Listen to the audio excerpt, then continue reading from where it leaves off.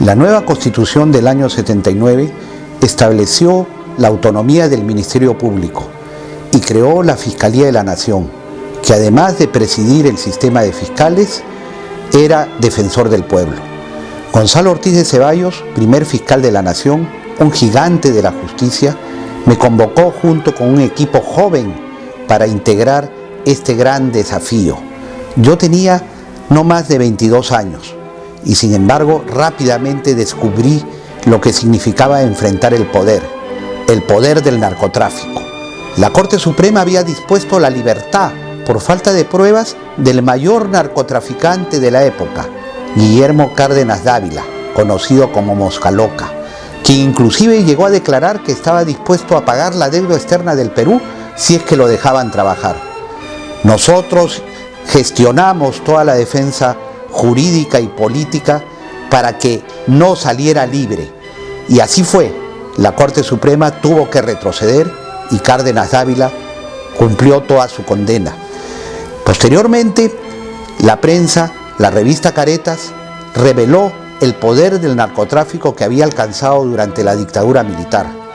Un narcotraficante, Carlos Lambert Meléndez, prácticamente controlaba la Policía Nacional, la Policía de Investigaciones, y llegó a tener hasta el control de un ministro del Interior a quien acusamos.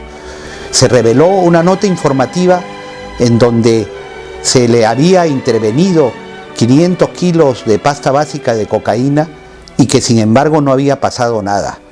Nosotros actuamos las pruebas, inclusive tuve que viajar hasta México y allí con otra identidad, porque la vida corría peligro, logramos pruebas con el Procurador General de México. Dinamitaron donde yo estaba alojado, entraron al local de la embajada, pero lo logramos. En ese entonces Lambert Meléndez estaba infiltrando al partido aprista. Recuerdo que recibimos independientemente las visitas de líderes históricos del APRA, Luis Alberto Sánchez, Ramiro Prialé, Andrés Tausen Escurra, expresándonos la preocupación de lo que estaba pasando con un partido histórico del Perú y que nosotros lo que haríamos y hicimos fue cumplir nuestro deber. Finalmente seguimos esa lucha y así fue como denunciamos también a unos vocales de la Corte Suprema que habían dispuesto que más de 100 kilos de cocaína era para consumo directo.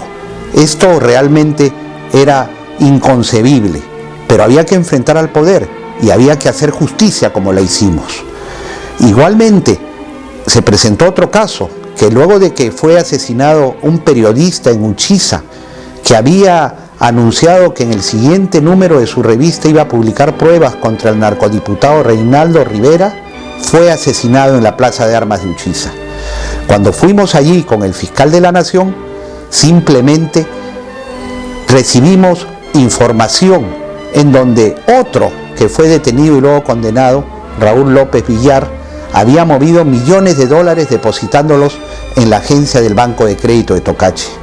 Las investigaciones financieras se hicieron a profundidad, se pidió los movimientos de todos los bancos con agencias en las zonas de narcotráfico y allí se produjo inclusive una preocupación porque movían tal volumen en la economía nacional que ya había una crisis de divisas. Nosotros en ningún momento bajamos la guardia. Ahí en esa época también seguimos combatiendo el narcotráfico. Como la policía nuevamente estaba infiltrada y controlada al más alto nivel, tuvimos que ver cómo investigábamos un caso, el de Reinaldo Rodríguez López, más conocido como El Padrino. Y en todas estas investigaciones trabajábamos muy cerca con el periodismo de investigación. Recuerdo que esos casos también los llevábamos con Gustavo Gorriti de la revista Caretas, un gran periodista y un gran investigador. Y cómo es que en ese entonces ya se tenía como una fuente que nos ayudaba para moralizar y limpiar la policía y luchar contra el narcotráfico, a quien fuera luego célebre en la historia del Perú, el general Quetín Vidal, que en ese entonces era un comandante que tenía información de lo que estaba pasando. Pues logramos finalmente que esto estallara y se descubriera una organización que hasta sus miembros tenían teléfono en el despacho del propio ministro del Interior. Con esto queremos decir que definitivamente en la lucha contra el crimen hemos estado comprometidos siempre y lo seguiremos estando. Hoy más que nunca, que la violencia flagela a nuestro pueblo. Hoy más que nunca que el narcotráfico amenaza convertir al Perú en un narcoestado.